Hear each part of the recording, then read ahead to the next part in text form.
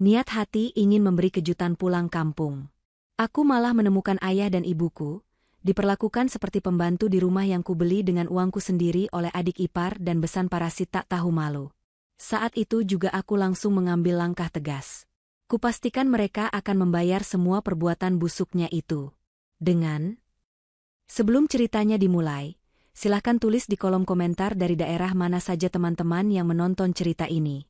Jangan lupa like dan subscribe agar channel ini bisa semakin berkembang dan bisa mempersembahkan cerita yang lebih menarik lagi. Mobil yang kucicil dengan hasil keringatku sendiri, melaju perlahan membelah jalanan aspal desa yang tidak terlalu lebar. Udara desa yang biasanya segar kini terasa sesak di dadaku, entah karena firasat buruk atau hanya kelelahan setelah menempuh perjalanan 5 jam dari kota. Namaku Kinara. 2 tahun lalu, aku memutuskan untuk menggunakan hampir seluruh tabunganku untuk membeli sebuah rumah joglo yang cukup besar dengan halaman luas di kampung halamanku ini. Tidak hanya rumah, aku juga membeli beberapa petak sawah yang subur di belakang rumah tersebut. Tujuannya sangat sederhana dan mulia, yaitu agar Bapak Husin dan Ibu Salma, kedua orang tuaku, bisa menikmati masa tua mereka dengan tenang. Aku ingin mereka menghabiskan sisa umur mereka dengan berkebun ringan, memandang padi yang menguning, dan duduk santai di teras rumah tanpa memikirkan beban ekonomi. Selama ini, setiap kali aku menelepon, mereka selalu bilang bahwa mereka bahagia, sehat, dan makan enak. Namun, rasa rindu yang membuncah membuatku memutuskan untuk pulang hari ini tanpa memberi kabar. Aku ingin memberi kejutan, membawakan oleh-oleh kesukaan mereka, dan memeluk tubuh Renta yang sudah lama tidak kujumpai. Semakin dekat jarak mobilku dengan rumah, jantungku berdetak semakin kencang. Bayangan senyum bapak dan pelukan hangat ibu menari-nari di pelupuk mata. Namun, ketika roda mobilku berhenti tepat di seberang jalan depan pagar rumah, senyum di wajahku perlahan memudar, berganti dengan kerutan di dahi. Rumah itu tampak berbeda. Bukan karena catnya yang pudar, justru rumah itu terlihat terlalu ramai dengan hiasan-hiasan norak yang tidak sesuai dengan selera ibu yang sederhana. Ada pot-pot bunga mahal berjejer, tapi bukan jenis tanaman obat yang biasa ibu tanam.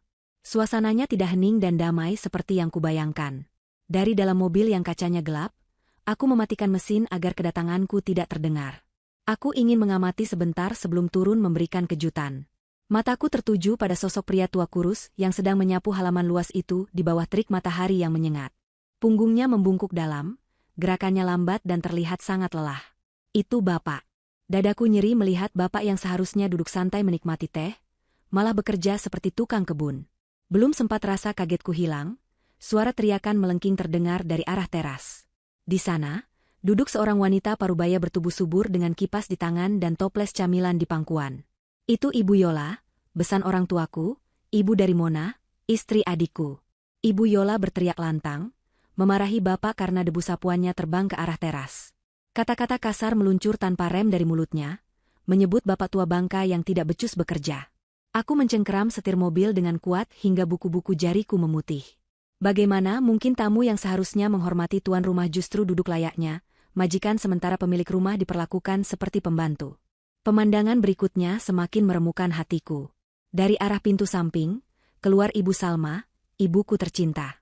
Dia membawa baskom besar berisi tumpukan pakaian basah yang terlihat sangat berat. Langkah ibu tertatih-tatih, napasnya terlihat tersengal. Aku tahu betul ibu punya riwayat sakit pinggang, tapi kenapa dia harus mengangkat beban seberat itu? Bukankah aku sudah membelikan mesin cuci otomatis kapasitas besar, agar ibu tidak perlu lagi mencuci dengan tangan? Pertanyaan itu terjawab ketika aku melihat Mona, adik iparku, keluar sambil memegang ponsel, lalu dengan seenaknya menunjuk-nunjuk arah jemuran, memerintah ibu untuk segera menjemur pakaian miliknya karena dia mau pergi arisan. Mona tidak membantu mengangkat baskom itu sedikitpun, dia bahkan terlihat jijik jika bajunya tidak dicuci dengan benar. Air mataku menetes tanpa bisa kutahan. Ini bukan masa tua bahagia yang kujanjikan pada bapak dan ibu. Ini adalah perbudakan. Selama ini mereka membohongiku di telepon. Mereka menutupi penderitaan ini agar aku tidak khawatir, dan agar aku bisa fokus bekerja di kota. Rasa bersalah menghantamku dengan keras. Aku merasa bodoh karena percaya begitu saja pada laporan palsu dan jarang pulang karena alasan sibuk. Di depan mataku sendiri, aku melihat Bapak Husin mencoba mengambilkan air minum untuk Ibu Yola yang berteriak haus. Namun tangan Bapak yang gemetar membuat air itu sedikit tumpah ke lantai teras. Ibu Yola langsung berdiri, menepis gelas itu hingga jatuh pecah berkeping-keping, lalu menunjuk wajah Bapak dengan telunjuknya yang penuh cincin emas. Aku mengenali cincin itu, Itu adalah uang kirimanku bulan lalu yang kukirim khusus untuk biaya berobat bapak. Ternyata uang itu melingkar di jari wanita jahat itu. Amarahku memuncak hingga ke ubun-ubun. Aku ingin sekali keluar dari mobil, mendobrak pagar, dan menampar wajah-wajah tak tahu diri itu. Namun, logika dan pengalamanku sebagai wanita yang bertahun-tahun hidup keras di kota menahan langkahku. Jika aku mengamuk sekarang tanpa persiapan, mereka pasti akan menyangkal, memutarbalikkan fakta, atau membuat drama di depan tetangga seolah akulah anak durhaka yang tidak sopan pada mertua adikku. Aku butuh bukti lebih banyak. Aku butuh melihat seberapa busuk akar masalah di dalam rumah itu. Aku menghapus air mataku dengan kasar, membenarkan letak hijabku, dan menarik napas panjang. Aku akan masuk ke sana, tapi bukan sebagai anak yang meledak-ledak. Aku akan masuk sebagai pengamat yang tajam, merekam setiap dosa mereka sebelum menjatuhkan hukuman yang setimpal. Aku menyalakan mesin mobil kembali, lalu menjalankannya perlahan memasuki pekarangan rumah. Klakson kubunyikan sekali. Seketika, aktivitas di teras terhenti. Ibu Yola dan Mona menoleh dengan wajah kaget. Bapak dan ibu pun menoleh, dan aku bisa melihat binar ketakutan di mata mereka, seolah khawatir kedatanganku akan memicu masalah baru bagi mereka. Hatiku semakin perih menyadari bahwa kehadiran anak kandung mereka sendiri justru membuat mereka cemas. Aku mematikan mesin, membuka pintu mobil, dan melangkah turun dengan wajah datar, menyembunyikan badai amarah yang siap meluluhlantakan kesombongan para parasit di hadapanku. Langkah kakiku tegas menyusuri jalan setapak menuju teras rumah. Keheningan menyergap seketika. Ibu Yola yang tadinya bertolak pinggang kini buru-buru mengubah ekspresi wajahnya menjadi senyum yang dipaksakan dan terlihat sangat palsu. Mona, yang tadi sibuk dengan ponselnya, langsung menyimpannya ke saku dan berpura-pura sibuk merapikan pot bunga, seolah-olah dia adalah menantu yang rajin. Bapak Husin dan Ibu Salma berdiri mematung di sudut halaman, tangan mereka saling meremas, tatapan mereka sendu menatapku. Ingin rasanya aku berlari memeluk mereka, menangis di kaki mereka, dan meminta maaf karena terlambat pulang. Tapi aku tahu, jika aku menunjukkan kelemahan sekarang, Ibu Yola dan Mona akan semakin besar kepala. Aku harus kuat. Aku harus menjadi perisai bagi orang tuaku. Wah, Nak Kinara pulang. Kok tidak bilang-bilang? Kalau bilang kan ibu bisa masakan makanan enak. Seru Ibu Yola dengan suara dibuat-buat semanis mungkin, mencoba memelukku. Aroma parfum yang menyengat menusuk hidungku, kontras sekali dengan bau keringat bapak yang tadi sempat tercium angin. Aku mengelak halus pelukannya, berpura-pura membenarkan tas jinjingku.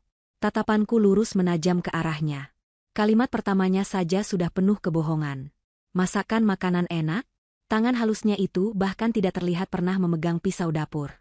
Aku hanya mengangguk singkat, lalu berjalan melewati mereka berdua, langsung menuju bapak dan ibu. Aku meraih tangan bapak yang kasar dan penuh kapalan. Kulitnya terasa panas, sepertinya bapak sedang demam. Lalu keralih memegang tangan ibu yang basah dan keriput, karena terlalu lama terendam air sabun. Bapak, ibu, Kinara pulang, ucapku lirih. Mata ibu berkaca-kaca, bibirnya bergetar ingin mengatakan sesuatu, tapi dia melirik takut-takut ke arah Ibu Yola. Akhirnya ibu hanya mengangguk dan berbisik, "Alhamdulillah, kamu sehat, enduk." Hanya itu. Tidak ada keluhan, tidak ada aduan. Ketulusan mereka justru menjadi pisau yang semakin dalam mengiris hatiku. Aku menuntun mereka duduk di kursi teras, namun dengan cepat Mona memotong, Kak Kinara, bapak sama ibu masih kotor, habis dari kebun. Nanti kursi barunya kotor. Biar mereka bersih-bersih dulu di belakang." Darahku mendidih mendengar ucapan Mona. Kursi baru? Itu kursi jati yang kubeli 2 tahun lalu, khusus agar bapak bisa duduk santai sore hari. Kenapa sekarang bapak dilarang duduk di kursinya sendiri? Tapi aku menahan diri. Oh, begitu, jawabku singkat. Aku membiarkan bapak dan ibu berjalan tertatih ke arah belakang rumah. Sementara aku, digiring, oleh Ibu Yola dan Mona masuk ke ruang tamu. Begitu masuk, aku melihat perubahan interior yang mencolok. Foto-foto wisudaku dan foto keluarga kami sudah tidak ada di dinding. Digantikan oleh foto besar pernikahan Mona dan Fikri, serta foto close-up Ibu Yola yang tersenyum lebar. Ruang tamu ini tidak lagi terasa seperti rumah orang tuaku, melainkan seperti istana kecil milik Ibu Yola. Adikmu Fikri sedang di kamar mandi, nanti juga keluar. Ayo duduk dulu, Nak Kinara pasti lelah, kata Ibu Yola sambil duduk di sofa paling empuk, mengangkat kakinya dengan santai. Aku meminta izin untuk ke kamar kecil, padahal itu hanya alasan untuk melihat kondisi rumah lebih jauh. Aku berjalan menuju kamar utama, kamar yang seharusnya ditempati bapak dan ibu karena memiliki kamar mandi dalam dan kasur ortopedi yang kubelikan khusus untuk tulang punggung mereka. Pintu kamar itu sedikit terbuka. Aku mengintip ke dalam. Isinya penuh dengan barang-barang milik Mona dan Ibu Yola. Baju-baju berserakan, botol-botol kosmetik mahal memenuhi meja rias. Jadi benar dugaanku, mereka telah merampas kamar utama ini. Lalu di mana orang tuaku tidur? Kakiku melangkah ke bagian belakang rumah, dekat dapur kotor. Di sana ada sebuah ruangan kecil yang dulunya gudang penyimpanan beras. Pintunya reot dan hanya ditutup tirai lusuh. Aku menyibakkan tirai itu pelan. Pemandangan di dalamnya membuat napasku tercekat. Tidak ada kasur empuk. Hanya ada tikar tipis yang digelar di atas lantai semen yang dingin. Bantal-bantalnya kumal dan selimutnya tipis. Di sudut ruangan, tertumpuk kardus-kardus bekas. Di sanalah, bapak dan ibu sedang duduk berselonjor kaki sambil saling memijat. Bapak meringis menahan sakit di pinggangnya, sementara ibu dengan telaten mengoleskan balsem. Mereka tidak menyadari kehadiranku. Tahan ya pak. Nanti kalau Fikri sudah pulang kerja, kita minta sedikit uang buat beli obat di warung, bisik ibu. Bapak hanya mendesah, jangan bu, kasihan Fikri, nanti dia dimarahi istrinya lagi. Bapak masih kuat kok. Aku menutup mulutku rapat-rapat agar isak tangisku tidak terdengar. Tubuhku gemetar hebat. Mereka diusir dari kamar nyaman mereka sendiri di rumah yang kubeli dengan keringat dan air mata, dipaksa tidur di gudang seperti barang bekas. Kemarahan dalam diriku berubah menjadi tekad yang membara. Aku mengeluarkan ponselku diam-diam, merekam kondisi kamar gudang itu, merekam bapak yang kesakitan, dan merekam percakapan lirih mereka. Ini bukti pertama. Bukti kekejaman yang tak terbantahkan. Malam harinya, sandiwara berlanjut di meja makan. Ibu Yola dan Mona menyajikan makanan di meja makan utama. Ada ayam goreng, sayur sop daging, dan buah-buahan segar. Fikri, adikku, sudah pulang kerja. Dia terlihat kurus dan tidak terurus. Wajahnya murung. Saat melihatku, dia kaget dan tampak gelisah. Dia memelukku sebentar namun, matanya tidak berani menatap mataku lama-lama. Kami duduk makan bersama. Namun, bapak dan ibu tidak ada di meja makan. Mana bapak dan ibu? Tanyaku datar sambil memegang sendok. Mona menjawab enteng sambil mengunyah ayam goreng. Oh, orang tua suka makan di belakang, kak. Katanya lebih santai duduk di lantai, kalau di meja makan kakinya pegal. Bohong. Aku tahu itu bohong. Aku berdiri, membawa piringku yang masih kosong menuju dapur belakang. Fikri mencoba menahanku, Mbak, makan di sini saja. Tapi aku menepis tangannya. Aku sampai di dapur dan melihat bapak serta ibu sedang makan nasi putih dingin dengan sisa kuah sayur dan sepotong tempe gosong. Mereka makan dengan lahap karena kelaparan setelah seharian bekerja paksa. Hatiku hancur berkeping-keping. Aku kembali ke ruang makan, menatap tajam satu persatu wajah di sana. Ibu Yola yang serakah, Mona yang licik, dan Fikri yang pengecut. Mereka semua menikmati makanan enak di atas penderitaan orang yang melahirkan dan membesarkan mereka. Kenapa Mbak Kinara melihat kami seperti itu? Tanya Mona dengan nada tidak suka, merasa terganggu dengan tatapanku. Aku tersenyum tipis, senyum yang sangat dingin. Tidak apa-apa. Aku hanya sedang berpikir, betapa lezatnya makanan yang dibeli dari hasil keringat orang lain. Nikmatilah selagi bisa, karena kita tidak pernah tahu kapan kenikmatan itu akan dicabut paksa. Suasana meja makan mendadak hening dan tegang. Ibu Yola meletakkan sendoknya dengan kasar. Fikri menunduk semakin dalam. Aku duduk kembali, tapi bukan untuk makan. Aku mulai menyusun rencana di kepalaku. Malam ini aku akan membiarkan mereka kenyang. Tapi besok, aku akan mulai menagih semua hutang perbuatan mereka. Aku tidak akan membiarkan satu detik pun berlalu tanpa perhitungan. Rumah ini akan menjadi saksi bagaimana seorang anak perempuan menuntut balas demi kehormatan orang tuanya. Matahari pagi baru saja mengintip malu-malu dari balik bukit, namun keriuhan di rumah itu sudah dimulai sejak subuh buta. Aku sengaja bangun lebih awal dari ayam berkokok, namun tetap saja aku kalah cepat dengan rutinitas paksa yang dijalani kedua orang tuaku. Dari balik jendela kamar tamu yang gordennya sedikit tersibak, aku melihat Bapak Husin sudah memanggul cangkul di bahu kanannya yang tampak ringkih. Di sebelahnya, Ibu Salma membawa rantang berisi air minum dan bekal seadanya. Langkah mereka gontai, tidak ada semangat menyala seperti petani yang bangga akan lahannya, melainkan seperti tawanan perang yang digiring menuju kamp kerja paksa. Hatiku teriris melihat pemandangan itu.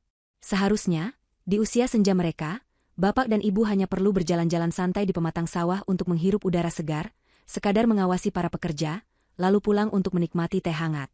Bukan turun langsung ke lumpur yang dingin, dan membebani tulang tua mereka dengan pekerjaan fisik yang berat. Aku menunggu beberapa saat hingga mereka menghilang di tikungan jalan desa, lalu aku bergegas mandi dan bersiap. Aku mengenakan pakaian yang kasual dan nyaman, lengkap dengan hijab sederhana, lalu menyelinap keluar rumah tanpa membangunkan penghuni lainnya yang masih terlelap dalam mimpi indah mereka di kamar ber-AC. Aku membuntuti jejak orang tuaku menuju area persawahan yang letaknya tidak terlalu jauh di belakang rumah. Hamparan padi yang menguning seluas 2 hektar itu terbentang indah di depan mata. Itu adalah aset yang kubeli dengan uang bonus tahunan dan tabungan kerjaku selama bertahun-tahun di kota, khusus agar Bapak punya kegiatan yang menyenangkan, bukan menyiksa. Aku bersembunyi di balik sebuah gubuk penyimpanan pupuk yang agak jauh, namun cukup strategis untuk memantau segala aktivitas di sana. Mataku memanas saat melihat Bapak mulai turun ke sawah, membungkuk memotong padi bersama beberapa buruh tani lain. Bedanya, buruh tani lain bekerja dengan cekatan dan kuat, sementara Bapak seringkali berhenti memegangi pinggangnya yang mungkin terasa seperti patah. Ibu Salma duduk di pematang, bukan untuk istirahat, tapi sibuk memisahkan gabah yang tercecer. Tangannya yang keriput terus bergerak tanpa henti di bawah sinar matahari yang mulai terik. Tidak ada senyum di wajah mereka, hanya peluh dan kepasrahan. Sekitar pukul 10 pagi, sebuah truk pengangkut gabah datang memasuki jalan desa di pinggir sawah. Bersamaan dengan itu, sebuah motor metik yang kutahu milik adikku, Fikri, melaju kencang dan berhenti di dekat truk. Tapi yang turun bukanlah Fikri, melainkan Mona. Adik iparku itu turun dengan gaya bak selebriti nyasar di sawah. Dia memakai kacamata hitam besar, payung renda untuk melindungi kulitnya dari matahari, dan masker wajah. Dia sama sekali tidak menoleh ke arah bapak dan ibu yang masih bermandi keringat di tengah sawah. Mona langsung menghampiri pengepul padi, seorang pria bertubuh kekar yang membawa tas selempang kulit. Aku menajamkan pendengaranku dan diam-diam mengaktifkan fitur perekam suara di ponselku, lalu sedikit mendekat dengan mengendap-endap di balik rumpun pisang. Percakapan yang kudengar sungguh membuat darahku mendidih. Pengepul itu menyerahkan beberapa gepok uang pecahan besar kepada Mona. Itu adalah uang hasil panen raya, jumlahnya puluhan juta rupiah. Mona menerima uang itu dengan mata berbinar-binar, jari jemarinya dengan cepat menghitung lembaran uang tersebut. Bagus, hasilnya lumayan banyak musim ini. Ingat ya, jangan bilang-bilang sama mertuaku berapa total aslinya, ancam Mona pada pengepul itu sambil tertawa kecil. Pengepul itu hanya mengangguk patuh lalu pergi setelah urusannya selesai. Saat Mona hendak memasukkan uang itu ke dalam tas tangannya, Bapak Husin naik ke pematang dengan napas tersengal-sengal, kakinya penuh lumpur. Beliau mendekati Mona dengan sikap memohon yang sangat menyedihkan. "Nak Mona," panggil Bapak dengan suara parau. "Bapak boleh minta sedikit uangnya? Cuma 200.000 saja. Obat nyeri sendi Bapak sudah habis. Semalam Bapak tidak bisa tidur karena kaki Bapak sakit sekali rasanya seperti ditusuk-tusuk jarum."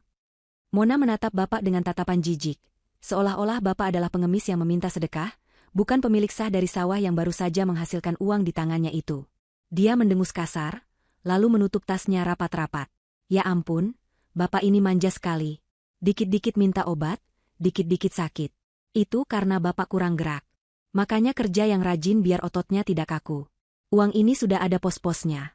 Pak, aku harus bayar arisan, beli krim perawatan wajahku yang sudah habis, dan beli tas baru buat kondangan minggu depan. Malu dong kalau mantu Pak Husin tampil gembel. Tahan saja sakitnya, nanti juga hilang sendiri kalau dipakai jalan." Jawaban itu begitu kejam, meluncur mulus tanpa rasa bersalah sedikit pun. Bapak hanya tertunduk lesu, tidak berani membantah. Ibu Salma yang mendengar itu dari kejauhan segera berlari kecil menghampiri, lalu menarik lengan Bapak pelan.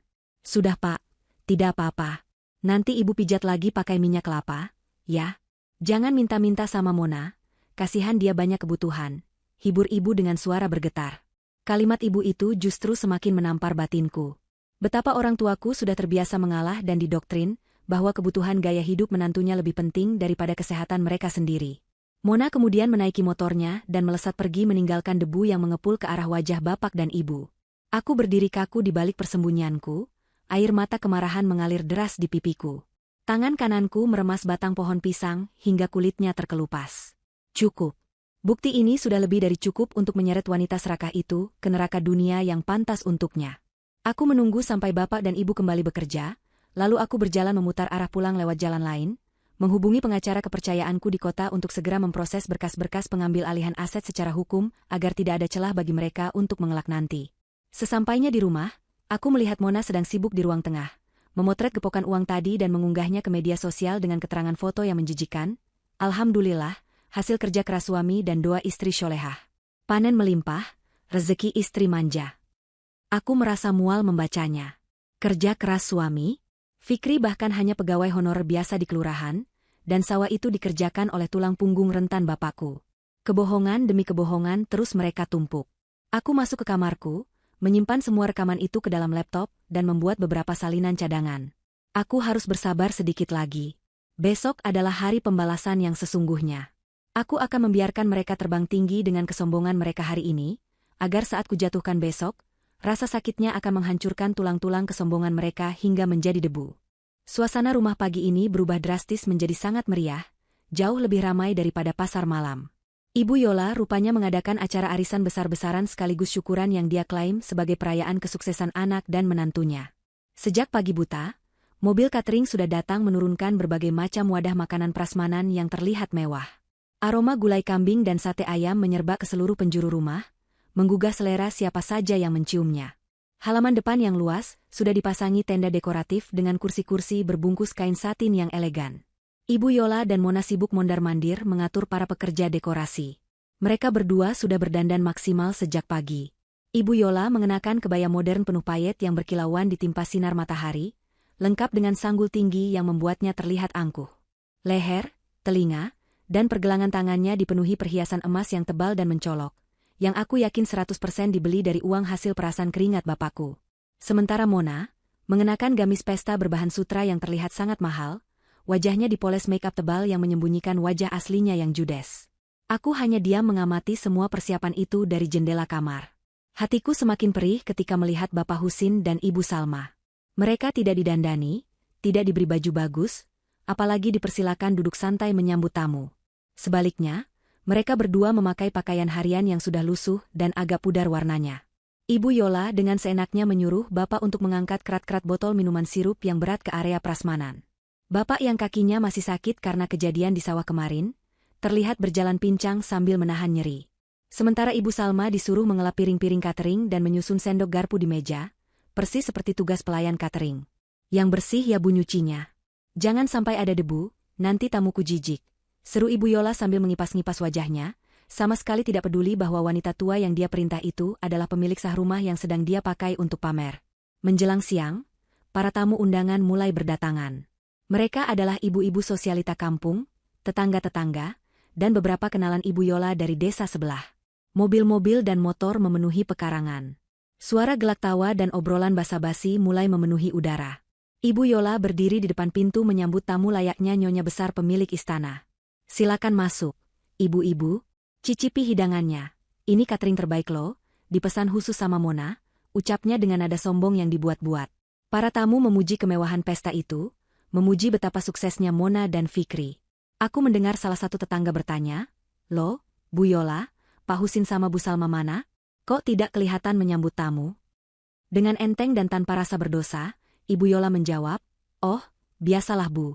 Orang tua kan suka tidak betah kalau ramai-ramai. Mereka lebih suka di belakang, bersih-bersih.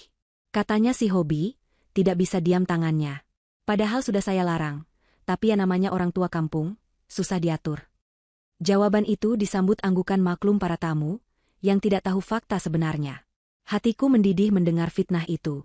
Hobi bersih-bersih? Siapa manusia di dunia ini yang hobi menjadi pembantu di rumahnya sendiri di saat usianya sudah senja? Aku menatap pantulan diriku di cermin. Aku sudah mengenakan pakaian terbaikku. Sebuah setelan blazer dan celana bahan yang elegan, dipadu dengan hijab simpel namun berkelas. Wajahku kupoles make up tipis yang tegas. Hari ini aku tidak akan tampil sebagai anak desa yang lugu. Aku akan tampil sebagai Kinara, wanita karir yang sukses, pemilik tunggal segala kemewahan yang sedang dinikmati para parasit di luar sana. Aku menarik napas panjang, mengumpulkan seluruh kekuatan dan keberanian. Saatnya pertunjukan dimulai. Aku membuka pintu kamar dan melangkah keluar menuju ruang tamu yang sudah penuh sesak.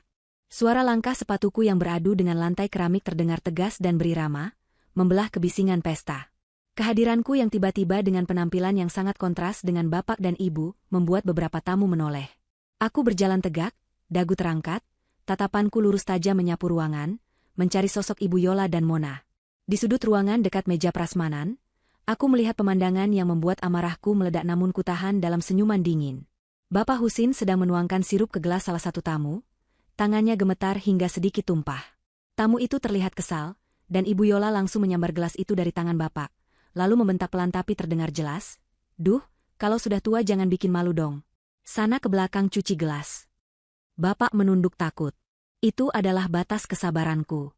"Tunggu," suaraku menggema, cukup keras hingga memotong hiruk-pikuk percakapan di ruangan itu. Seketika suasana menjadi hening. Semua mata tertuju padaku. Ibu Yola dan Mona menoleh dengan wajah kaget bercampur panik. Fikri yang sedang mengobrol dengan temannya tampak pucat pasi melihatku keluar dari kamar. Aku melangkah pelan mendekati meja prasmanan, berdiri tepat di samping bapakku yang gemetar. Kurangkul bahu bapak yang ringkih itu erat-erat, menyalurkan kekuatan, lalu aku menatap Ibu Yola tepat di manik matanya. "Kenapa ayahku harus mencuci gelas di pestamu, Bu Yola?" tanyaku dengan nada rendah namun menusuk. "Bukankah seharusnya pemilik rumah duduk di kursi paling depan dan dihormati? Kenapa justru ayahku diperlakukan seperti pelayan yang tidak dibayar?" Ibu Yola tertawa sumbang, mencoba mencairkan suasana yang tiba-tiba mencekam. Keringat dingin mulai muncul di pelipisnya yang tertutup bedak tebal. "Ah, Nak Kinara bisa saja bercandanya. Ini kan bapakmu sendiri yang mau bantu-bantu. Lagian ini acara syukuran rumah anakku, wajar dong orang tua ikut sibuk." "Syukuran rumah anakmu?"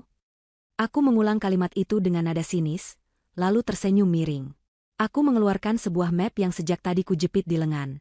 "Sebentar, biar saya luruskan di depan semua tetangga yang terhormat ini.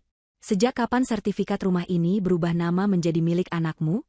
Karena setahu saya, dan sesuai hukum negara ini, rumah tempat kalian berpesta, sawah tempat kalian merampas hasil panen, dan tanah yang kalian injak ini, semuanya dibeli atas nama saya, Kinara. Bukan Mona, bukan Fikri, dan jelas bukan Ibu Yola." Suara bisik-bisik mulai terdengar berdengung seperti lebah. Wajah Mona berubah pucat, lipstik merahnya terlihat kontras dengan kulitnya yang kehilangan darah. Dia mencoba maju, "Kak Kinara, jangan bikin malu keluarga di depan orang," teriaknya histeris. Tapi aku tidak mundur selangkah pun. Yang membuat malu bukan aku, Mona, tapi kalian. Kalian yang berpesta pora dengan uang curian dari orang tua yang kalian jadikan budak. Silakan nikmati hidangan terakhir kalian di rumah ini, karena pesta ini adalah pesta perpisahan untuk kalian.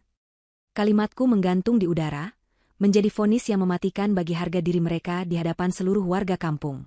Ketegangan memuncak, dan aku tahu, perang terbuka baru saja dimulai.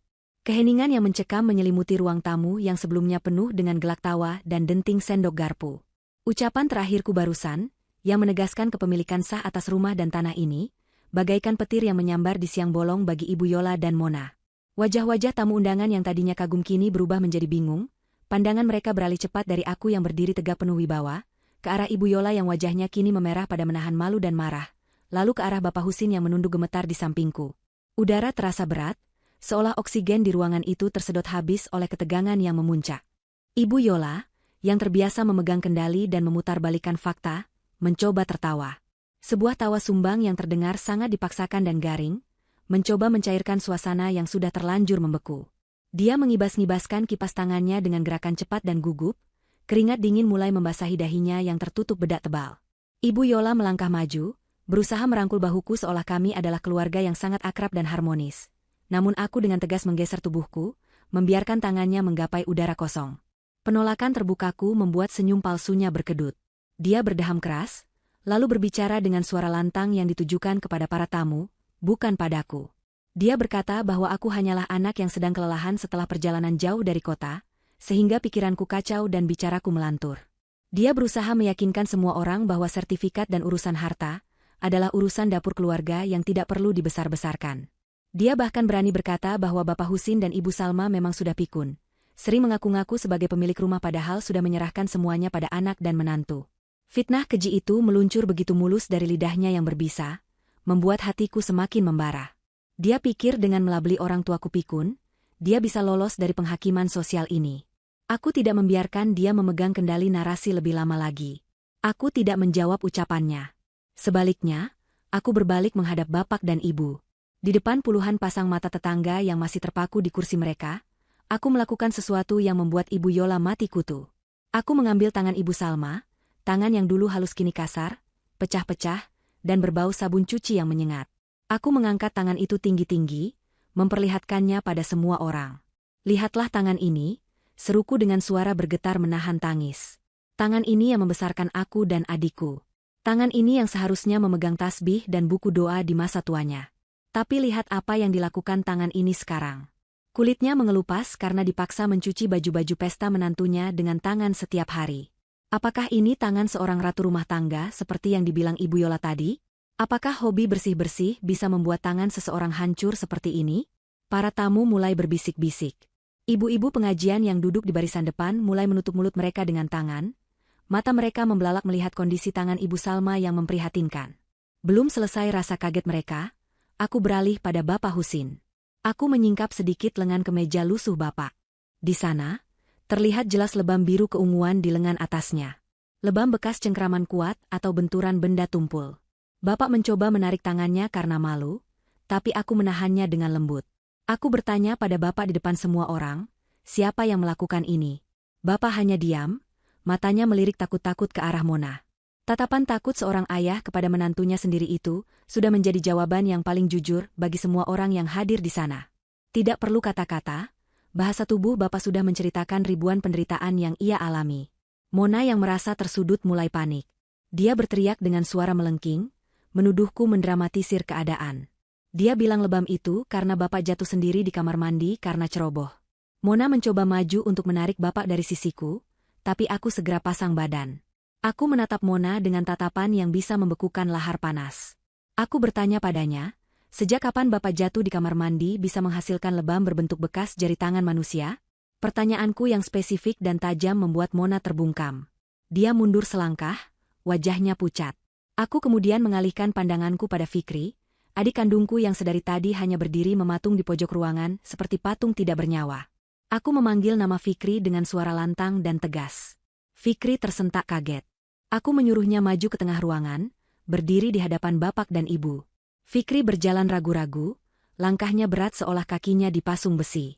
Saat dia berdiri di hadapanku, aku bisa melihat ketakutan di matanya. Bukan takut padaku, tapi takut pada istrinya. Aku bertanya pada Fikri, di mana hati nuraninya sebagai anak laki-laki? Di mana janjinya dulu saat aku membiayai kuliahnya, bahwa dia akan menjaga Bapak dan Ibu saat aku bekerja di kota? Fikri hanya menunduk, tidak berani menjawab. Aku mencengkeram bahu Fikri, memaksanya melihat wajah Bapak yang layu dan wajah Ibu yang penuh guratan lelah. Aku bertanya apakah dia kenyang memakan daging enak sementara Bapak dan Ibunya makan nasi sisa di dapur belakang. Pertanyaanku menohok ulu hatinya. Fikri mulai menangis sesenggukan, bahunya berguncang, tapi dia tetap tidak berani membela diri. Tangisannya adalah tangisan pengecut yang tahu dirinya salah tapi tidak punya nyali untuk memperbaikinya. Situasi di ruangan itu kini berbalik 180 derajat. Jika di awal pesta para tamu memandang Ibu Yola dan Mona dengan tatapan kagum dan hormat, kini tatapan itu berubah menjadi tatapan jijik, curiga, dan marah. Bisik-bisik tetangga semakin keras terdengar. Ada yang mulai berkata bahwa pantas saja Bapak Husin terlihat kurus kering akhir-akhir ini. Ada yang menyahut bahwa mereka sering mendengar bentakan-bentakan dari rumah ini, tapi tidak berani ikut campur. Kini, semua tabir kepalsuan itu tersingkap. Ibu Yola yang menyadari posisinya terancam, memutuskan untuk memainkan kartu terakhirnya. Dia tiba-tiba menjatuhkan diri ke lantai, berpura-pura pingsan dengan sangat dramatis. Dia berharap dengan begitu perhatian orang akan teralihkan dan aku akan berhenti mencecarnya. Mona langsung berteriak histeris. Ibu pingsan. Kak Kinara, lihat apa yang kakak lakukan. Kakak mau membunuh ibu mertuaku ya? Teriakannya menggema, mencoba memposisikan diri sebagai korban kejamnya kakak ipar. Namun, aku tidak bergeming. Aku tahu persis akting murahan itu. Aku berkata dengan tenang pada salah satu tamu yang kebetulan seorang mantri kesehatan desa, Pak Mantri, tolong periksa. Kalau memang pingsan beneran, kita panggil ambulans. Tapi kalau pura-pura, saya punya ember berisi air kolam ikan di depan, mungkin siraman air keruh bisa menyadarkannya. Mendengar ancaman air kolam itu, kelopak mata Ibu Yola bergerak-gerak sedikit. Dia jelas mendengar ucapanku. Aku tersenyum sinis. Sandiwara mereka sudah tidak laku di mataku. Hari ini, aku tidak hanya mengambil alih kendali pesta, tapi aku juga mengambil alih kembali martabat orang tuaku yang telah mereka injak-injak. Konfrontasi ini baru permulaan, karena setelah ini, aku akan membuktikan secara hitam di atas putih siapa sebenarnya penguasa di rumah ini. Ibu Yola yang menyadari bahwa ancamanku tentang air kolam itu serius, perlahan membuka matanya dan berpura-pura siuman dengan napas yang dibuat tersengal-sengal. Dia dibantu duduk oleh Mona, dan langsung memasang wajah terzalimi. Mona, yang melihat ibunya gagal mendapatkan simpati, kini mengambil alih serangan. Dia berdiri tegak, menghapus air mata buayanya, dan menatapku dengan tatapan penuh kebencian. Dia sadar bahwa jalur simpati sudah tertutup, maka dia beralih ke jalur hukum. Atau setidaknya, hukum menurut pemahamannya yang dangkal dan licik. Dengan suara lantang agar didengar seluruh tamu, Mona berteriak bahwa aku boleh saja mengaku-ngaku, tapi hukum tetaplah hukum.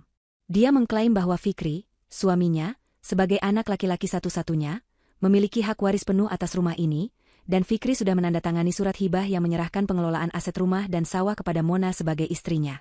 Mona berlari kecil ke kamarnya dan kembali membawa sebuah map plastik. Dengan tangan gemetar karena emosi, dia mengeluarkan selembar kertas yang terlihat kusut. Dia mengibaskan kertas itu di depan wajahku, dan di depan wajah Pak RT yang kebetulan hadir di pesta itu. "Lihat ini," serunya. "Ini tanda tangan Fikri di atas materai. Fikri sudah menghibahkan segalanya padaku bulan lalu. Jadi, secara hukum, akulah nyonya rumah ini sekarang. Kamu, Kinara, hanyalah tamu yang tidak diundang. Kamu tidak punya hak mengusir kami atau mengatur kami." Mona tersenyum penuh kemenangan, merasa yakin bahwa selembar kertas bermaterai itu adalah senjata pamungkas yang bisa membungkamku selamanya. Fikri yang berdiri di sampingku semakin menunduk, wajahnya pucat pasi, mengakui dalam diam bahwa dia memang telah dipaksa menandatangani surat bodoh itu di bawah ancaman perceraian. Para tamu kembali bingung. Mereka awam hukum, dan kata, surat bermaterai, terdengar sangat kuat dan sah di telinga mereka. Bisik-bisik keraguan kembali muncul. Apakah benar Kinara sudah tidak punya hak? Apakah benar Fikri yang berkuasa?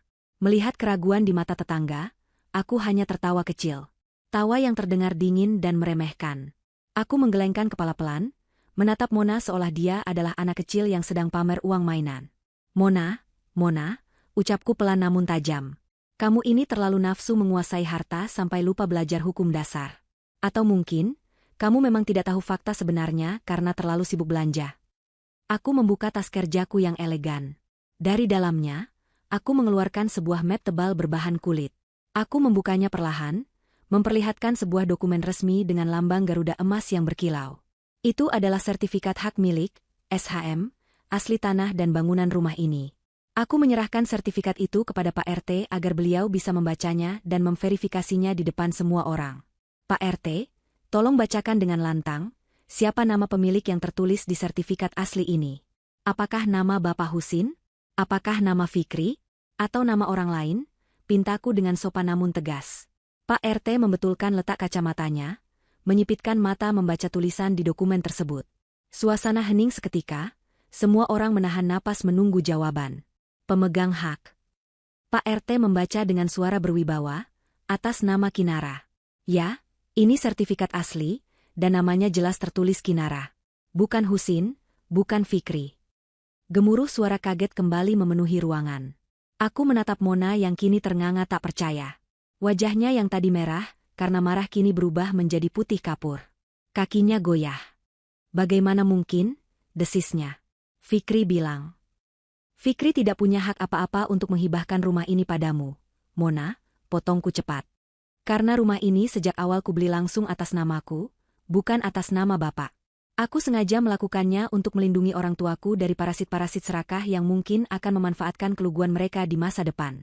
Dan ternyata, firasatku benar. Surat hibah yang kamu banggakan itu hanyalah sampah. Fikri tidak bisa memberikan apa yang bukan miliknya. Tanda tangannya di atas materai itu tidak bernilai sepeser pun di mata hukum." Mona terhuyung ke belakang, menabrak meja prasmanan hingga beberapa sendok jatuh berdenting nyaring. Dunianya runtuh seketika. Klaim kepemilikannya hancur lebur. Tapi aku belum selesai. Masih ada satu paku terakhir untuk peti mati reputasi mereka. Dan untuk membuktikan bahwa kalian bukan hanya penipu, tapi juga manusia tak berhati. Ucapku sambil mengeluarkan ponselku dan menyambungkannya ke pengeras suara Bluetooth yang digunakan untuk musik pesta tadi. "Silakan dengarkan ini, wahai para tetangga yang budiman. Inilah wajah asli keluarga terhormat ini saat tidak ada tamu." Aku menekan tombol play. Rekaman suara yang kuambil di sawah dan di teras rumah kemarin terdengar, menggelegar ke seluruh penjuru ruangan. Suara Ibu Yola yang melengking memaki Bapak terdengar jelas. "Dasar tua bangka tidak berguna. Nyapu saja tidak becus. Tidak usah makan kalau kerjanya lambat." Disusul suara Mona yang penuh penghinaan, "Obat terus. Bikin habis uang saja. Mati saja sana biar tidak nyusahin." dan suara rintihan bapak yang memohon obat. Rekaman itu seperti bom yang meledak di tengah kerumunan. Tidak ada lagi keraguan, tidak ada lagi simpati. Wajah-wajah tetangga kini dipenuhi kemarahan yang nyata. Beberapa bapak-bapak mengepalkan tangan, ibu-ibu menatap jijik ke arah Ibu Yola dan Mona. Ibu Yola menutup telinganya, berteriak, "Matikan! Itu bohong. Itu editan." Tapi tidak ada yang percaya. Suara itu terlalu asli, terlalu kejam untuk direkayasa. Citra, mertua baik, dan menantu sukses, yang mereka bangun selama ini hancur berkeping-keping dalam hitungan detik. Mereka kini telanjang bulat di hadapan sanksi sosial. "Kalian dengar itu?" tanyaku, suaraku bergetar menahan tangis kemarahan. Itulah makanan sehari-hari orang tuaku. Makian, hinaan, kelaparan. Di rumah yang aku beli untuk kebahagiaan mereka. Sekarang, masihkah ada yang membela mereka? Tidak ada yang menjawab. Hanya tatapan menghakimi dari seluruh penjuru ruangan yang tertuju pada dua wanita serakah itu. Pesta ini telah berubah menjadi pengadilan rakyat, dan vonis bersalah sudah dijatuhkan bahkan sebelum palu diketuk. Aku melihat Mona terduduk lemas di lantai, menangis bukan karena menyesal, tapi karena tahu dia sudah kalah telak. Dan aku, berdiri di samping orang tuaku, merasa beban berat di dadaku perlahan terangkat. Kebenaran telah terungkap, dan tidak ada lagi tempat bersembunyi bagi para pembohong. Gema suara rekaman yang baru saja kuputar perlahan menghilang, namun dampaknya tertinggal seperti asap tebal yang menyesakkan dada siapapun yang mendengarnya. Ruang tamu yang mewah itu kini terasa seperti ruang sidang pengadilan tanpa hakim, di mana vonis bersalah sudah dijatuhkan oleh tatapan mata puluhan tetangga yang hadir. Ibu Yola duduk terkulai di lantai dengan napas memburu, wajahnya pucat pasi seolah darah telah berhenti mengalir di tubuhnya. Mona berdiri mematung dengan mulut setengah terbuka, matanya bergerak liar mencari celah untuk kabur atau membela diri, namun tidak ada satu sudut pun di ruangan itu yang menawarkan perlindungan. Fikri, adikku, masih menunduk dalam di samping meja prasmanan, bahunya merosot menanggung beban rasa malu yang teramat sangat. Aku berdiri tegak di tengah ruangan, masih memegang ponsel yang menjadi senjata pemusnah kebohongan mereka. Namun, aku belum selesai. Mengusir mereka begitu saja rasanya terlalu mudah. Mengusir mereka hanya akan memindahkan parasit ke tempat lain, tanpa memberi pelajaran yang membekas. Aku ingin mencabut akar kesombongan mereka sampai ke serat-seratnya, dan cara terbaik untuk menyakiti orang serakah adalah dengan menyerang harta yang paling mereka puja. Aku berjalan perlahan menuju meja kecil di sudut ruangan, tempat tas kerjaku tergeletak. Suasana hening mencekam mengiringi setiap langkahku. Tidak ada tamu yang berani bersuara, bahkan denting sendok garpu pun tak terdengar. Aku membuka tas, mengeluarkan sebuah buku catatan tebal berwarna hitam, sebuah kalkulator besar, dan sebuah pena. Aku kembali ke tengah ruangan, menarik sebuah kursi kosong, dan duduk dengan santai tepat di hadapan Ibu Yola dan Mona. Aku meletakkan kalkulator di atas lututku, lalu menatap mereka dengan sorot mata dingin yang menusuk. "Kalian pikir, setelah semua kekejaman ini terbongkar, aku akan sekadar menyuruh kalian pergi? Tidak semudah itu," ucapku datar. Suaraku tenang, tapi setiap suku katanya mengandung ancaman yang nyata. Dalam dunia bisnis, dan kalian tahu aku adalah pebisnis, tidak ada makan siang gratis. Segala sesuatu ada harganya. Dan hari ini, aku akan menagih harga yang harus kalian bayar atas setiap butir nasi yang kalian makan, setiap lembar uang yang kalian curi, dan setiap tetes air mata orang tuaku yang jatuh karena ulah kalian. Mona mendengus, mencoba mengumpulkan sisa keberaniannya yang sudah hancur. "Apa maksudmu? Kamu mau minta uang sama kami? Dasar kakak ipar matre," katanya orang kaya. "Kok hitung-hitungan sama saudara sendiri?" Sergahnya dengan suara bergetar, mencoba membalikan keadaan agar terlihat seolah akulah yang pelit. Aku tertawa kecil, tawa yang kering tanpa emosi. "Saudara? Sejak kapan kamu menganggapku saudara? Saat kamu memaki ayahku? Atau saat kamu menjadikan ibuku pembantu? Jangan melawak di situasi genting ini, Mona. Lucunya sudah habis." Aku mulai membuka buku catatanku. Halaman-halaman itu penuh dengan angka-angka yang sudah kususun rapi sejak semalam, berdasarkan laporan keuangan yang kurangkum dari bukti-bukti transaksi bank yang mencurigakan dan estimasi kerugian aset. "Mari kita berhitung," kataku sambil mulai menekan tombol kalkulator. Bunyi, tik-tak, tombol kalkulator terdengar nyaring di ruangan yang sunyi itu, seperti suara detak bom waktu. Pertama, sewa rumah. Kalian menempati kamar utama yang fasilitasnya setara hotel bintang 3 selama 2 tahun penuh. Kalian juga menggunakan seluruh fasilitas rumah ini, listrik, air, internet, tanpa membayar sepeser pun. Sementara pemilik aslinya kalian usir ke gudang. Kalau dihitung dengan harga sewa rumah mewah di daerah ini, anggaplah 5 juta per bulan. 2 tahun berarti 24 bulan. 5 juta dikali 24, totalnya 120 juta rupiah. Wajah Ibu Yola menegang. Matanya melotot seakan mau keluar. 120 juta? Kamu gila. Ini rumah anakku, kenapa kami harus bayar sewa? Teriaknya histeris.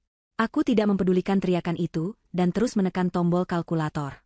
Kedua, hasil panen. Sawah 2 hektar di belakang rumah selalu panen raya 3 kali setahun. Keuntungan bersih setiap panen rata-rata 30 juta rupiah, itu angka minimal. Selama 2 tahun, berarti ada 6 kali panen.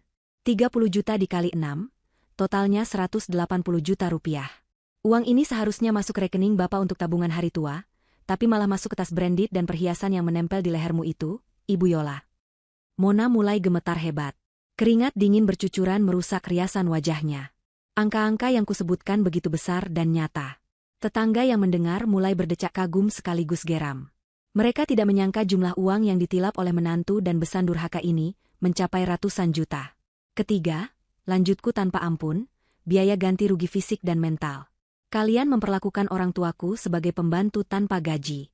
Kalau gaji pembantu rumah tangga 2 juta per bulan, dikali 2 orang, dikali 24 bulan, itu 96 juta. Belum termasuk biaya pengobatan sakit pinggang Bapak yang kambuh karena disuruh mencangkul, dan biaya trauma psikis Ibu. Kita bulatkan saja menjadi 100 juta rupiah. Aku menekan tombol, sama dengan, di kalkulator dengan keras. Jadi, total hutang kalian kepada saya dan orang tua saya adalah 400 juta rupiah. Aku mengangkat kalkulator itu, memperlihatkan deretan angka nol yang panjang kepada mereka dan kepada para tamu. 400 juta. Itu harga yang harus kalian bayar sekarang juga. Ibu Yola menjerit, kali ini jeritan ketakutan yang murni. Dari mana kami punya uang sebanyak itu? Kamu mau membunuh kami? Kami tidak punya uang. Dia merangkak mendekati Fikri, menarik celana anaknya itu. Fikri, lakukan sesuatu. Kakakmu sudah gila. Dia mau memeras kita. Aku menutup buku catatanku dengan suara bug yang keras. Memeras? Aku hanya mengambil kembali hakku. Kalian bilang tidak punya uang? Jangan bohong. Lihat gelang emas yang melingkar di lenganmu itu, Bu. Lihat kalung yang mencekik lehermu itu. Lihat jam tangan Mona. Lihat motor baru di depan. Lihat tas-tas mewah di kamar. Itu semua dibeli pakai uang hasil panen Bapak. Kan? Itu bukan milik kalian. Itu barang curian. Aku berdiri, berjalan mendekat ke arah Mona yang mundur ketakutan, hingga punggungnya menabrak tembok. Aku beri kalian 2 pilihan. Pilihan pertama, bayar lunas 400 juta sekarang juga, detik ini juga.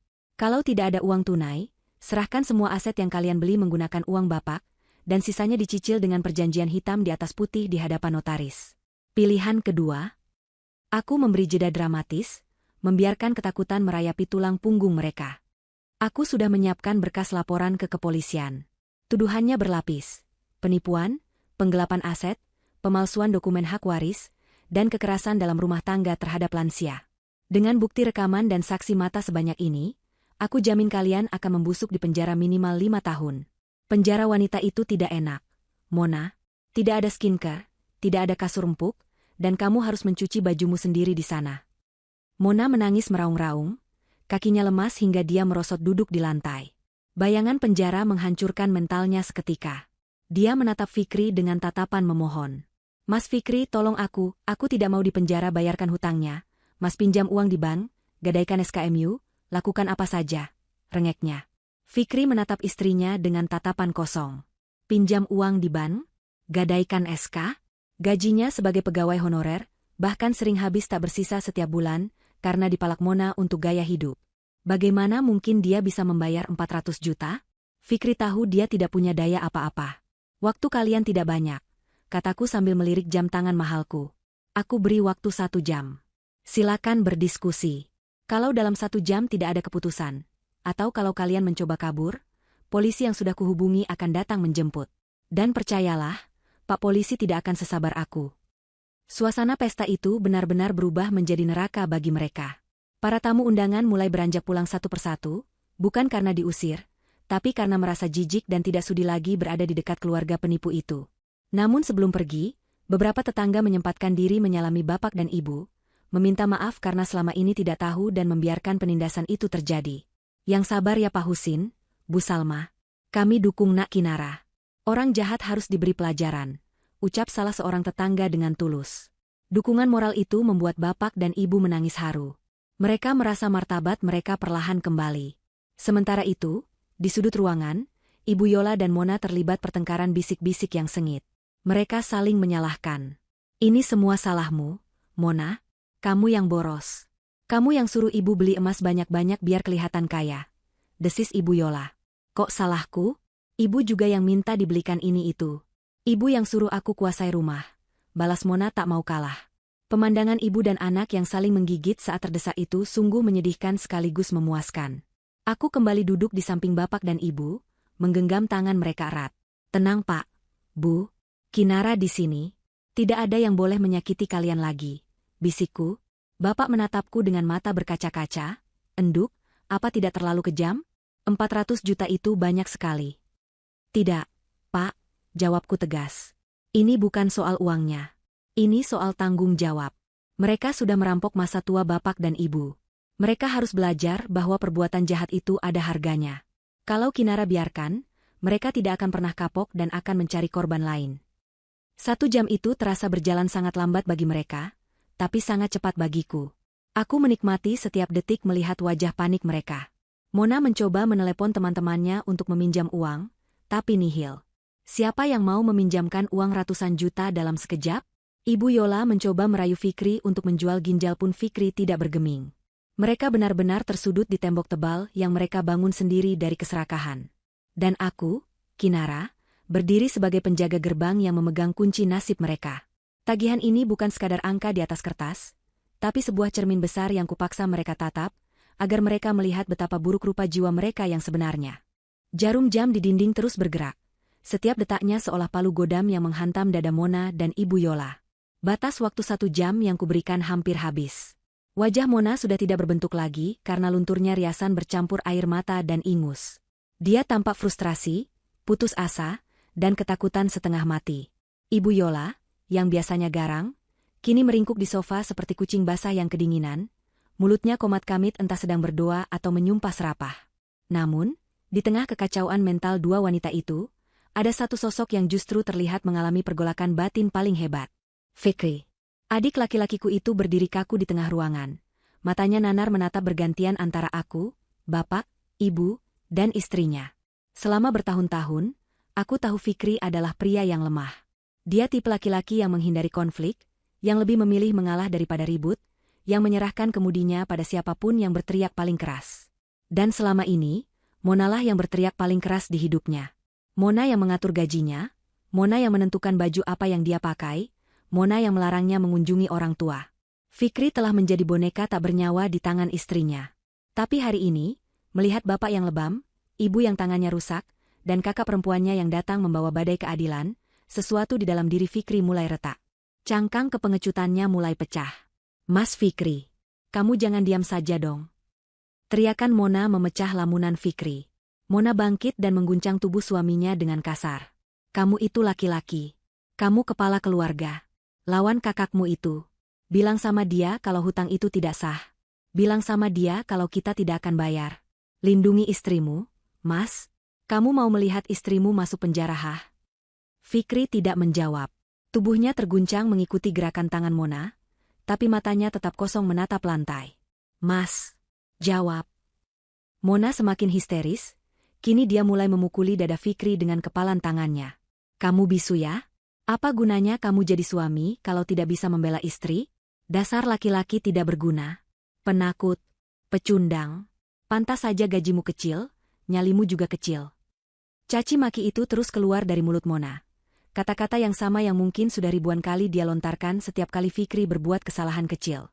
Biasanya, Fikri akan meminta maaf dan bersujud. Tapi kali ini berbeda. Saat Mona menyebut kata, pecundang, Fikri perlahan mengangkat wajahnya. Dia menatap Mona. Tatapan itu bukan tatapan takut seperti biasa. Itu tatapan lelah. Lelah yang sudah menumpuk bertahun-tahun. Lelah karena selalu dianggap salah. Lelah karena selalu dituntut. Dan yang paling parah, lelah karena merasa bersalah pada orang tuanya sendiri. Tiba-tiba, Fikri menangkap kedua pergelangan tangan Mona yang sedang memukulinya. Cengkeramannya kuat, membuat Mona terkejut dan berhenti berteriak. "Cukup," kata Fikri pelan. Suaranya serak, tapi terdengar jelas di ruangan yang sunyi itu. "Apa?" Mona melotot, tidak percaya Fikri berani menyentuhnya dengan kasar. "Lepaskan. Sakit, tahu." "Aku bilang cukup," teriak Fikri. Suaranya menggelegar, membuat Ibu Yola terlonjak kaget di sofa, dan membuat bapak serta ibu tersentak. Itu adalah pertama kalinya seumur hidup aku mendengar Fikri berteriak sekeras itu. Napas Fikri memburu, dadanya naik turun menahan emosi yang akhirnya meledak seperti gunung berapi. Dia menghempaskan tangan Mona, hingga istrinya itu terhuyung ke belakang. "Kamu bilang aku laki-laki tidak berguna? Kamu bilang aku pecundang?" "Ya, kamu benar, Mona. Aku memang pecundang. Tapi bukan karena gajiku kecil.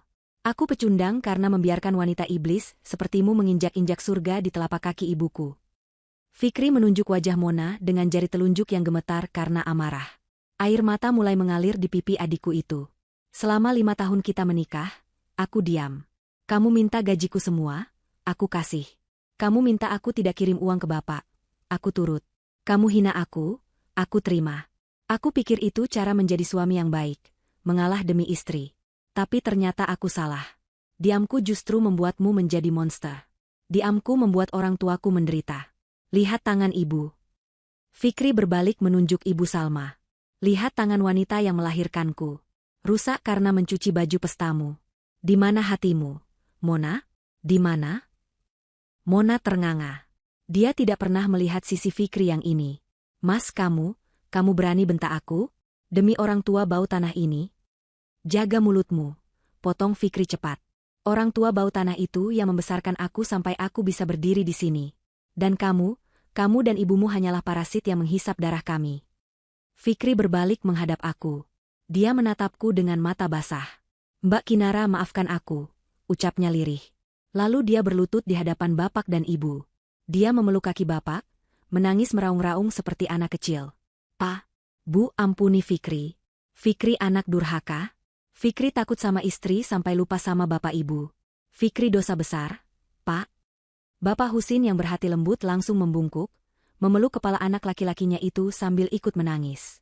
"Sudah, Le. Bapak sudah maafkan. Bangun, Le. Kamu tetap anak bapak." Momen itu begitu menyayat hati. Aku harus mendongak ke atas menahan air mata agar tidak tumpah. Inilah yang kutunggu. Bukan uang, bukan penjara, tapi kembalinya adikku ke pelukan keluarga. Fikri kemudian berdiri perlahan. Dia menghapus air matanya dengan lengan baju. Wajahnya kini terlihat berbeda. Ada ketegasan baru di sana. Dia berbalik menghadap Mona dan Ibu Yola yang masih syok. "Mona," panggil Fikri datar. "Mulai hari ini, detik ini juga, aku tidak sudi lagi menjadi suamimu. Aku, Fikri, menjatuhkan talak padamu. Kita cerai." Dua kata terakhir itu meledak lebih dahsyat daripada bom. "Kita cerai." Mona menjerit histeris, seolah-olah kulitnya dikuliti hidup-hidup. "Tidak, Aa. Mas Fikri gila. Kamu tidak bisa ceraikan aku. Siapa yang mau urus kamu? Siapa yang mau masak buat kamu? Kamu tidak bisa hidup tanpaku. Aku bisa masak sendiri, Mona, atau aku bisa makan nasi bungkus. Itu jauh lebih baik daripada makan hati setiap hari bersamamu," jawab Fikri dingin. "Dan kamu, Ibu Yola, silakan angkat kaki dari rumah kakakku. Bawa anakmu pergi. Aku sudah tidak punya urusan lagi dengan kalian." Ibu Yola yang menyadari sumber uangnya, Fikri, sudah lepas tangan, langsung panik luar biasa. "Fikri, jangan begitu dong, Nak. Ini kan bisa dibicarakan baik-baik. Mona cuma emosi tadi. Jangan cerai ya. Nanti siapa yang bayar cicilan mobil ibu? Siapa yang kasih uang belanja?" Aku melangkah maju, memotong permohonan menyedihkan itu. "Tidak ada lagi yang akan membiayai hidup borosmu, Bu Yola. Fikri sudah sadar. ATM berjalan kalian sudah rusak permanen. Sekarang, kembali ke pilihan awal. Bayar 400 juta, atau penjara." Karena Fikri sudah menceraikan Mona, dia tidak lagi berkewajiban menanggung hutang kejahatan istrinya. Itu murni tindakan kriminal pribadi Mona dan Ibu Yola. Mona menatap Fikri dengan tatapan tidak percaya. Suami yang dulu dia anggap kerbau dungu yang bisa dicocok hidungnya, kini berdiri tegak sebagai tembok yang tak bisa ditembus. Mona menyadari dia telah kehilangan segalanya dalam satu hari. Kehilangan rumah mewah, kehilangan status sosial, kehilangan sumber uang, dan kehilangan suami yang dulu mencintainya. Kalian punya waktu 10 menit lagi untuk mengemasi barang-barang pribadi kalian, kataku tegas sambil menunjuk pintu keluar. Ingat, hanya barang pribadi, baju dan pakaian dalam. Emas, perhiasan, tas branded, jam tangan, motor, dan sisa uang tunai harus ditinggal di sini sebagai penyitaan awal untuk membayar hutang. Kalau ada satu cincin pun yang kalian sembunyikan di balik baju dalam, aku akan anggap itu pencurian dan hukumannya akan bertambah berat. Fikri berjalan menuju pintu depan dan membukanya lebar-lebar. Sinar matahari sore masuk menyinari ruang tamu, seolah memberi jalan bagi kegelapan untuk pergi. Silakan keluar, ucap Fikri tanpa menatap wajah mantan istrinya lagi. Mona menangis terseduh-seduh, kakinya serasa lumpuh. Ibu Yola dengan gemetar mencoba membantunya berdiri. Mereka berdua terlihat sangat menyedihkan, jauh dari kesan nyonya besar yang mereka tampilkan pagi tadi. Dengan langkah tertatih, mereka berjalan menuju kamar untuk mengambil baju bekas mereka, diiringi tatapan dingin Kamis keluarga. Keputusan Fikri telah menjadi palu godam terakhir yang meruntuhkan istana kepalsuan mereka. Tidak ada lagi tempat berteduh bagi mereka di rumah ini, dan tidak ada lagi hati yang bisa mereka manipulasi. Karma sedang bekerja dengan cara yang sangat rapi dan menyakitkan. 10 menit yang kuberikan terasa berjalan sangat lambat namun mencekam bagi Ibu Yola dan Mona. Dari dalam kamar yang dulu mereka klaim sebagai kamar pribadi, terdengar suara gaduh barang-barang yang dilempar ke dalam tas dengan tergesa-gesa. Suara isak tangis Mona dan gerutuan Ibu Yola masih terdengar samar-samar, diselingi bunyi resleting tas yang dipaksa menutup. Aku berdiri bersandar di ambang pintu ruang tengah, melipat tangan di dada, mengawasi setiap pergerakan pintu kamar itu seperti elang yang mengintai mangsanya. Di belakangku, 2 orang petugas polisi yang sudah kuhubungi sejak awal keributan tadi berdiri tegap dengan wajah datar. Kehadiran mereka bukan untuk menangkap paksa saat ini juga, melainkan untuk memastikan proses pengusiran dan penyitaan aset berjalan tanpa kekerasan fisik, sekaligus menjadi saksi hukum jika kedua wanita itu mencoba berbuat curang. Fikri duduk di kursi kayu di teras, menundukkan kepalanya dalam-dalam, enggan melihat wajah wanita yang baru saja diceraikannya. Bapak dan ibu sudah kuantar duduk di kursi empuk ruang tamu, meminum teh hangat untuk menenangkan syok mereka. Pintu kamar akhirnya terbuka. Ibu Yola keluar lebih dulu, menyeret sebuah koper besar yang terlihat sangat berat. Wajahnya sembab, matanya merah bengkak, dan bedak tebalnya sudah luntur tak karuan membuatnya terlihat seperti badut yang menyedihkan. Di belakangnya, Mona berjalan tertatih memanggul tas ransel besar dan menjinjing 2 tas belanja plastik yang penuh sesak. Mereka berjalan menunduk, mencoba menghindari tatapan mataku dan para polisi. Mereka berusaha melangkah cepat menuju pintu keluar, berharap bisa segera lolos dari neraka penghakiman ini. Namun, aku tidak akan membiarkan mereka pergi begitu saja. Berhenti, kataku dingin. Langkah mereka terhenti seketika di tengah ruangan. Ibu Yola menoleh dengan wajah memelas, bibirnya bergetar hendak memohon. Kami sudah mau pergi, Kinara. Jangan dipersulit lagi. Kami sudah bawa baju-baju kami, rinti Ibu Yola dengan suara serak. Aku bilang tadi, hanya barang pribadi yang boleh dibawa. Baju bekas dan pakaian dalam. Tidak boleh ada aset berharga, tegasku sambil melangkah mendekat. Aku memberi isyarat pada salah satu polisi wanita yang ikut datang untuk memeriksa tas mereka. Bu polisi, tolong periksa isi tas mereka. Saya curiga ada barang milik ayah saya yang mereka sembunyikan. Mona memekik, memeluk tasnya erat-erat. Ini barang pribadiku. Jangan sentuh. Kamu melanggar hak asasi manusia. Teriaknya histeris, mencoba menggunakan istilah hukum yang dia sendiri tidak paham.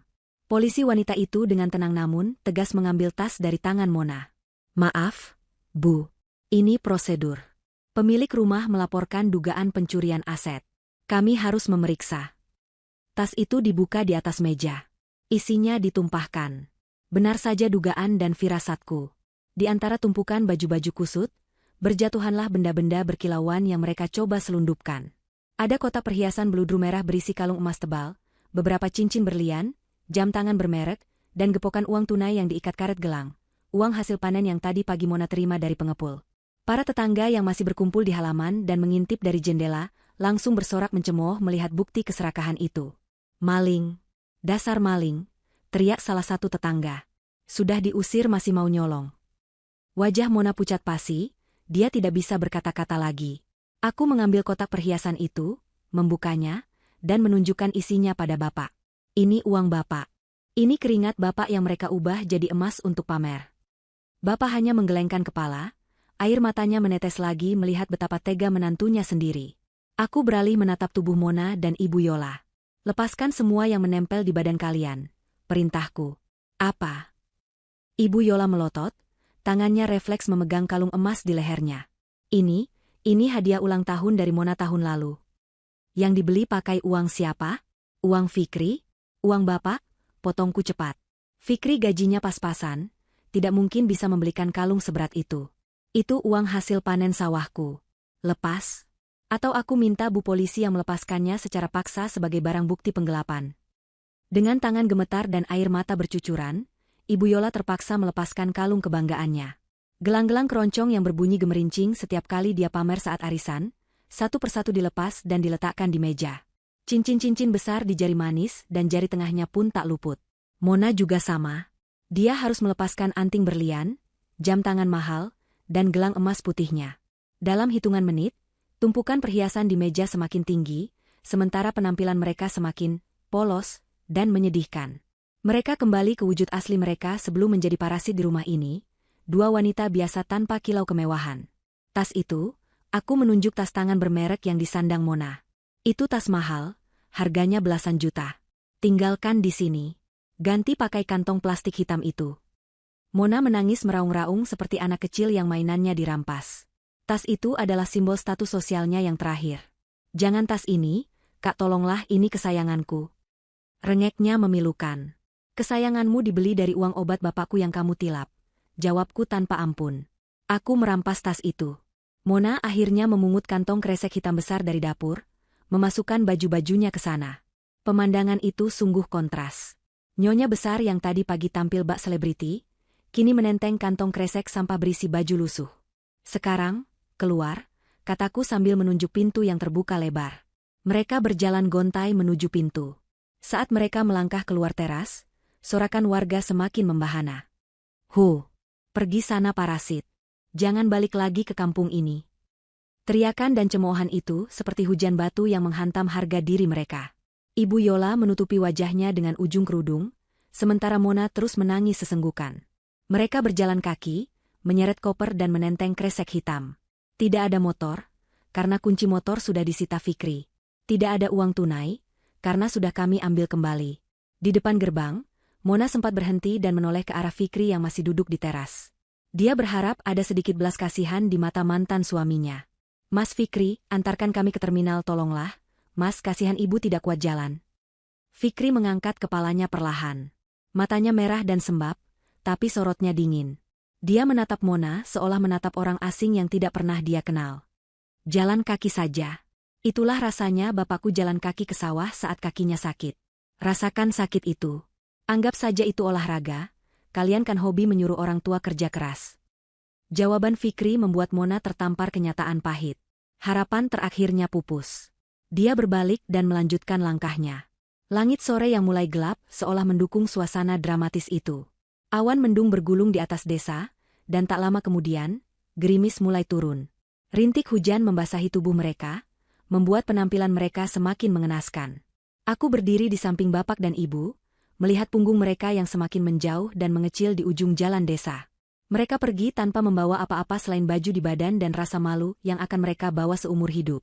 Aku menghela napas panjang, beban berat di dadaku rasanya hilang seketika. Polisi berpamitan setelah memastikan situasi aman. Para tetangga satu persatu membubarkan diri, beberapa masih sempat memberikan semangat pada bapak dan ibu. Kami akan proses hukumnya besok pagi, Pak Polisi. Saya tidak akan mencabut laporan sampai mereka benar-benar mengembalikan sisa kerugian yang belum tertutup dari penyitaan ini, kataku pada petugas sebelum mereka pergi.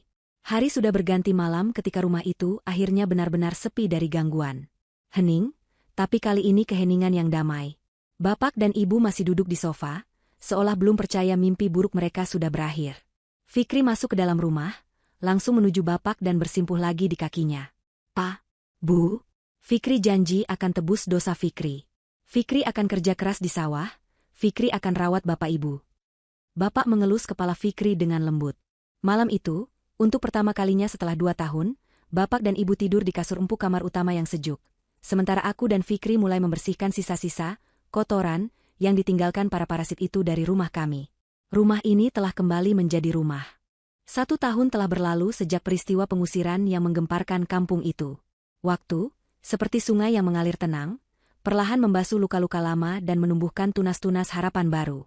Rumah joglo yang dulu terasa panas dan penuh aura negatif, kini telah berubah total menjadi surga kecil yang damai. Aku merenovasi ulang beberapa bagian rumah, mengganti cat tembok dengan nuansa yang lebih cerah, dan membuang semua barang bekas peninggalan Mona dan Ibu Yola, bahkan kasur bekas mereka pun kubakar habis, simbol membuang sial dan penyakit hati. Kini, halaman depan rumah dipenuhi tanaman obat keluarga dan bunga-bunga melati kesukaan Ibu Salma yang menebarkan wangi semerbak setiap pagi. Kondisi Bapak Husin dan Ibu Salma berangsur membaik dengan pesat. Tanpa tekanan batin dan kerja paksa, serta dengan asupan gizi yang kujamin setiap bulan, tubuh Bapak kembali berisi. Pipinya tidak lagi kempot, dan senyumnya merekah setiap hari. Sakit pinggangnya sudah sembuh berkat terapi rutin yang kubiayai. Setiap pagi, Bapak bukan lagi pergi mencangkul paksa, melainkan berjalan santai mengelilingi sawahannya untuk mengontrol, menyapa para pekerja tani, lalu duduk di gubuk sambil menikmati kopi hangat. Sawah itu kini dikelola dengan sistem bagi hasil yang adil, diawasi langsung oleh Fikri. Berbicara soal Fikri, adikku itu benar-benar menepati janjinya. Perceraian dan rasa bersalah telah mengubahnya menjadi laki-laki sejati. Dia berhenti menjadi pegawai honorer yang hanya makan gaji buta, dan banting setir menjadi petani modern. Dia belajar teknik pertanian, bekerja keras di lumpur mulai dari subuh, dan memastikan hasil panen dikelola dengan jujur. Kulitnya kini lebih gelap terbakar matahari, tangannya kasar penuh kapalan, tapi sorot matanya hidup dan penuh harga diri. Dia tidak lagi menjadi boneka. Dia merawat bapak dan ibu dengan telaten, memijat kaki bapak setiap malam, dan tidak pernah membiarkan ibu menyentuh pekerjaan berat. Ini penebusan dosaku, Mbak, katanya suatu kali saat aku pulang berkunjung. Aku bangga padanya. Dia telah menemukan kembali tulang punggungnya yang sempat hilang. Sore ini, aku pulang lagi ke kampung. Aku duduk di teras sambil memangku laptop, menyelesaikan beberapa pekerjaan kantor, ditemani pisang goreng hangat buatan ibu. Angin sore berhembus sepau-sepau. Bapak sedang tertawa lepas mendengarkan cerita lucu dari tetangga yang bertamu. Suasana begitu harmonis. Namun, hukum alam tetap berjalan. Di saat kami menikmati buah kesabaran, di tempat lain, karma sedang memanen hasil perbuatannya. Aku mendapat kabar dari salah satu kerabat yang tinggal di kota sebelah, tempat di mana Mona dan Ibu Yola mengontrak petak sempit setelah diusir. Kabar itu sungguh miris. Namun tidak bisa kupungkiri, ada rasa keadilan yang terpenuhi saat mendengarnya. Setelah diusir tanpa membawa harta, mereka hidup luntang-lantung. Uang hasil penjualan baju-baju bekas mereka habis dalam sebulan. Mona yang tidak punya keahlian apa-apa selain berdandan dan memaki orang, kesulitan mencari kerja. Ijazahnya tidak laku karena atitudenya yang buruk.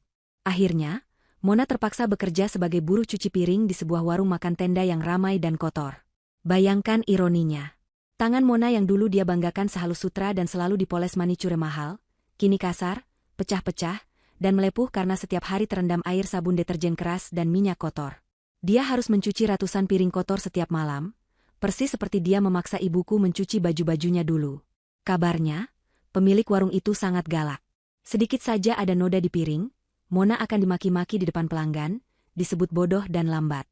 Mona hanya bisa menunduk menangis, menelan ludah pahit yang dulu sering dia ludahkan ke wajah orang lain.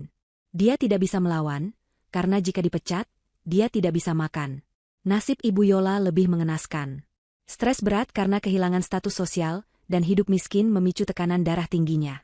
Beberapa bulan lalu, dia terkena serangan stroke yang membuatnya lumpuh separuh badan. Dia hanya bisa berbaring di kasur tipis di kontrakan mereka yang sempit dan pengap. Ironisnya, Mona, anak kesayangannya yang dulu dia bela mati-matian, justru tidak mau mengurusnya dengan ikhlas. Mona sering membiarkan ibunya kelaparan sampai malam karena lelah bekerja. Tetangga kontrakan sering mendengar Mona membentak ibunya sendiri yang buang air di celana, karena tidak bisa bangun. Dasar orang tua nyusahin, bikin repot saja, mati saja kenapa sih? Teriakan Mona itu persis, plek ketiplek, dengan teriakan yang dulu dia lontarkan pada bapakku. Karma membalas Ibu Yola melalui mulut anak kandungnya sendiri. Dia kini merasakan betapa sakitnya menjadi lansia tak berdaya yang dihina oleh orang yang seharusnya merawatnya. Bahkan kabar terakhir yang kudengar, Mona berencana menitipkan ibunya ke panti sosial milik dinas pemerintah, karena sudah tidak sanggup membayar biaya kontrakan dan popok. Dia hendak membuang ibunya sendiri. Ibu Yola, wanita yang dulu sombongnya setinggi langit, kini akan berakhir sebatang kara di panti jompo, ditinggalkan oleh anak yang dia didik menjadi monster. Mereka berdua hancur. Bukan karena aku yang menghancurkan, tapi karena karakter busuk mereka sendiri yang membusukkan hidup mereka dari dalam. Tagihan 400 juta itu memang tidak pernah mereka bayar lunas secara uang, tapi mereka membayarnya dengan penderitaan seumur hidup yang jauh lebih mahal harganya. Aku menutup laptopku, menghela napas lega.